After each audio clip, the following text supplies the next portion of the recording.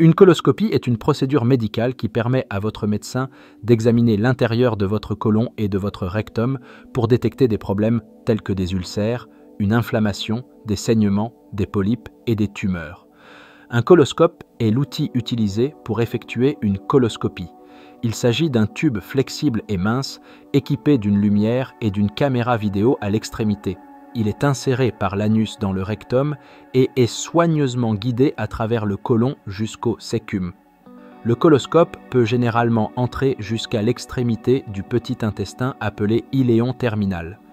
L'extrémité avant du coloscope contient une caméra vidéo qui envoie des images en temps réel à un écran d'ordinateur pour que votre médecin puisse examiner le côlon. L'extrémité avant possède également une lumière, un canal pour l'irrigation d'eau, un canal pour l'air et l'eau, ainsi qu'un canal pour les instruments. Le canal d'irrigation est utilisé pour injecter de l'eau ou de l'air dans le côlon afin de retirer les débris ou les sels et de voir plus clairement à l'intérieur du côlon et de vérifier la présence de polypes. Des outils spéciaux tels que de petites pinces ou des boucles de fil peuvent être passés à travers le coloscope pour retirer les polypes et prélever des échantillons appelés biopsies de tissus suspects afin de rechercher des signes de cancer. Une coloscopie dure généralement de 30 à 60 minutes et est réalisée dans un hôpital ou une clinique par un médecin formé connu sous le nom de gastro-entérologue. Un sédatif vous sera proposé pour vous aider à vous détendre pendant votre coloscopie et vous serez placé sur le côté pour la procédure. Votre médecin insérera soigneusement le coloscope dans votre rectum et l'avancera jusqu'à l'extrémité de votre côlon, jusqu'à votre cæcum. Le coloscope se plie pour que votre médecin puisse le manœuvrer autour des courbes de votre côlon. Votre médecin pourrait appuyer doucement sur votre abdomen pendant la procédure ou vous demander de changer de position de temps en temps pour aider à déplacer le scope à travers le côlon. Pendant toute la procédure, une vidéo haute définition agrandie provenant du coloscope est diffusée en temps réel sur un moniteur pour que votre médecin puisse examiner minutieusement la muqueuse de votre côlon. Des vidéos peuvent être enregistrées et des photos sont également prises. Une petite quantité d'air peut être insufflée dans votre côlon pour aider à élargir le passage afin que votre médecin puisse mieux voir. Cela peut vous faire ressentir une pression ou des crampes légères, mais cela peut être atténué en prenant des respirations lentes et profondes. Le coloscope est ensuite lentement retiré pendant que votre médecin examine soigneusement l'intérieur de votre intestin.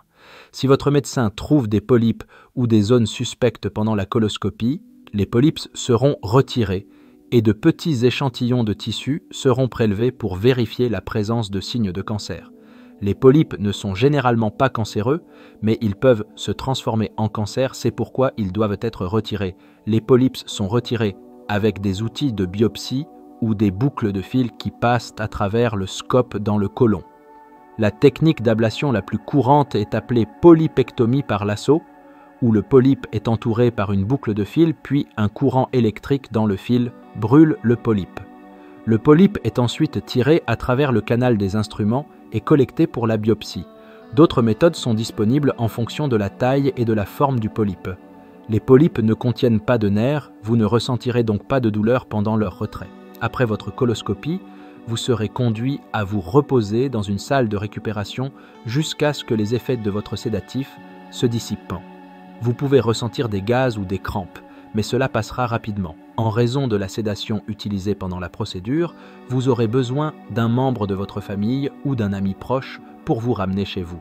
Vous devriez prendre le reste de la journée de congé et ne pas faire de projet majeur pendant 24 heures. Avant de rentrer chez vous, votre médecin partagera avec vous les résultats de la coloscopie. Nous allons maintenant découvrir les 8 signes d'avertissement les plus courants du cancer du côlon. Le cancer du côlon est l'un des cancers les plus courants dans le monde et bien qu'il se développe souvent silencieusement, il existe des signes d'avertissement que votre corps peut vous donner. Ces symptômes peuvent sembler subtils ou sans rapport au début, mais les reconnaître tôt peut faire toute la différence. Lorsqu'il est détecté à ses débuts, le cancer du côlon est très traitable, avec des taux de survie qui augmentent considérablement. C'est pourquoi il est crucial de comprendre ces signes et d'agir en conséquence pour votre santé. Dans ce script, nous découvrirons les 8 signes d'avertissement les plus courants du cancer du côlon. Bien que ces symptômes ne signifient pas toujours un cancer, Ce sont des signaux que quelque chose ne va pas et doivent être vérifiés par un professionnel de la santé. L'un des signes les plus précoces et les plus courants du cancer du côlon est un changement notable dans vos habitudes intestinales. Cela peut inclure une diarrhée qui persiste plus longtemps que d'habitude, une constipation qui ne se résout pas avec les remèdes habituels et un changement soudain dans la consistance ou la forme de vos selles, comme des selles plus étroites. Ces changements peuvent indiquer un blocage ou un rétrécissement dans le côlon causé par une tumeur. Bien que des irrégularités intestinales occasionnelles puissent survenir en raison de l'alimentation ou du stress, des changements persistants qui durent plus de quelques semaines doivent être pris au sérieux. Voir du sang dans vos selles est toujours un drapeau rouge. Il pourrait apparaître sous forme de stries rouge vif ou de selles plus sombres, semblables à du goudron, connues sous le nom de méléna, qui indique du sang plus ancien. Le sang dans les selles est un signe potentiel de cancer du côlon, car les tumeurs dans le côlon peuvent saigner. Il est important de noter que le sang dans les selles peut également résulter de conditions telles que les hémorroïdes ou les fissures anales. Cependant, vous ne devriez jamais supposer que c'est quelque chose de mineur. Seul un professionnel de la santé peut déterminer la cause. Des douleurs ou des crampes abdominales persistantes sont un autre symptôme à surveiller. Cette gêne peut se manifester par des ballonnements, des gaz ou une douleur constante dans votre région abdominale. À mesure qu'une tumeur grandit, elle peut obstruer le côlon, entraînant des douleurs ou des crampes, alors que votre système digestif peine à déplacer les selles au-delà du blocage.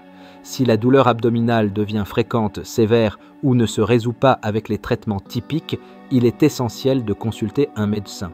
Une perte de poids involontaire et soudaine peut être un signe alarmant de cancer du côlon. Les cellules cancéreuses consomment une quantité importante de l'énergie de votre corps et la maladie peut également interférer avec la capacité de votre corps à absorber les nutriments de la nourriture. Cette perte de poids est souvent accompagnée d'un manque d'appétit et de fatigue. Bien qu'il existe de nombreuses raisons à la perte de poids, en faire l'expérience sans aucun changement dans votre régime alimentaire ou votre routine d'exercice est un signal que quelque chose pourrait ne pas aller. Se sentir constamment fatigué et ou faible peut être un autre signe de cancer du côlon. Ce n'est pas le genre de fatigue qu'une bonne nuit de sommeil peut résoudre, c'est un épuisement profond et persistant qui ne disparaît pas. Le cancer du côlon peut causer une anémie ou un faible taux de globules rouges en raison de saignements lents dans le côlon qui épuisent votre corps de sang riche en oxygène. L'anémie peut vous laisser vidé, étourdi et incapable de vous concentrer. Avez-vous l'impression de devoir encore aller aux toilettes même après avoir juste terminé un mouvement de l'intestin ? Cette sensation, connue sous le nom de ténesme, peut être causée par une tumeur dans le rectum ou la partie inférieure du côlon. Une tumeur peut obstruer le passage des selles, vous donnant la sensation de devoir aller alors que votre intestin est déjà vide. Si cette sensation devient persistante, cela vaut la peine d'en discuter avec un médecin. Tout le monde éprouve occasionnellement des gaz et des ballonnements, mais si ces symptômes deviennent chroniques ou inhabituellement graves, ils pourraient indiquer un problème plus profond. Le cancer du côlon peut causer des obstructions dans le tube digestif, entraînant des gaz piégés, des ballonnements et une sensation de plénitude même après avoir mangé de petites quantités. Si ces symptômes ne s'améliorent pas ou sont accompagnés d'autres signes comme des douleurs abdominales ou des changements dans les habitudes intestinales, consultez un médecin. Du sang rouge vif ou des écoulements provenant du rectum sont un autre signe d'avertissement du cancer du côlon. Ce symptôme peut survenir avec ou sans mouvement de l'intestin et est souvent confondu avec des hémorroïdes. Cependant, tout saignement rectal, surtout s'il persiste, doit être évalué par un professionnel de la santé. Bien que le cancer du côlon puisse affecter n'importe qui, certains facteurs augmentent votre risque, y compris l'âge. Le risque de cancer du côlon augmente après 50 ans. Les antécédents familiaux, des antécédents familiaux de cancer du côlon ou de polype augmentent votre probabilité de développer la maladie. L'alimentation, un régime riche en viande rouge et transformée et pauvre en fibres est lié à un risque accru. Les facteurs de mode de vie, le tabagisme, la consommation excessive d'alcool, l'obésité et le manque d'exercice contribuent également à des risques plus élevés. Et les conditions médicales, les maladies inflammatoires de l'intestin comme la maladie de Crohn et la colite ulcéreuse peuvent augmenter votre risque. Comprendre ces facteurs de risque peut vous aider à prendre des mesures proactives pour réduire vos chances de développer un cancer du côlon. Il est crucial de se rappeler que l'expérience d'un ou plusieurs de ces symptômes ne signifie pas automatiquement que vous avez un cancer du côlon. Cependant, ces signes ne doivent jamais être ignorés, surtout s'ils persistent pendant plus de quelques semaines ou s'aggravent avec le temps. La détection précoce est essentielle. Si le cancer du côlon est détecté à ses débuts, le traitement est très efficace et les taux de survie sont nettement plus élevés. Parlez à votre médecin des dépistages réguliers, surtout si vous avez plus de 45 ans ou si vous présentez des facteurs de risque pour la maladie. Les dépistages réguliers du cancer du côlon, tels que la coloscopie, sont essentiels pour la détection précoce. Une coloscopie permet au médecin de trouver et de retirer les polypes précancéreux avant qu'ils ne se transforment en cancer.